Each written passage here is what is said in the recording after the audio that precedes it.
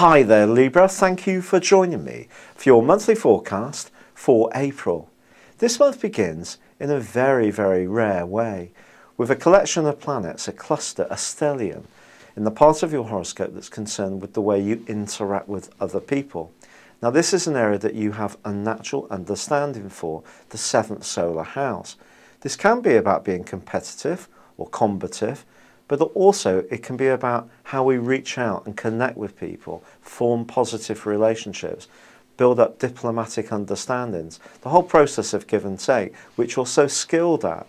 But of course you do have a side of yourself that if you feel that people are taking you for granted, you can be much feistier. And this can come out too, and don't be fearful of showing it if you feel the circumstances demand you should.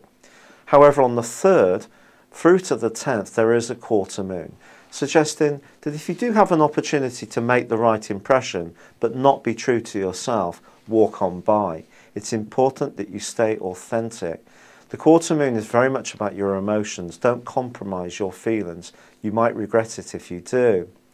Now Mercury is going to be in quite a precise, cutting part of your horoscope, a brittle area for the first 2 weeks. Just be conscious of that. There could still be a situation where you have to be absolutely dialed in, otherwise someone could be keen to seize on a fault or an error and criticize you for it. But at the middle of this month, Mercury moves into a great area for you. It helps you to be a little bit more relaxed, to let that natural airiness that you have flow and listen to other people's viewpoints and take it all a lot less personally.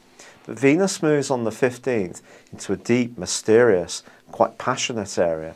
This can be quite exciting. It could trigger an improvement in your financial situation through a business venture or through someone else's generosity towards you. Venus also forges a beautiful link with Neptune for a few days. So the fact that someone can be very helpful may be even sweeter because it's so unexpected. Now as Mercury moves forwards, it then connects with Uranus, and this is where a little bit of tasty action can go on when it comes to turbulence, in the sense that something could really annoy you about another person's viewpoint.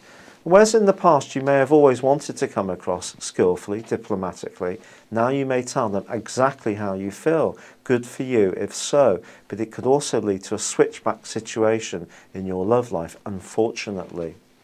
However, on the 19th, Venus does start to go into an opposition with Saturn. This is quite a testing one.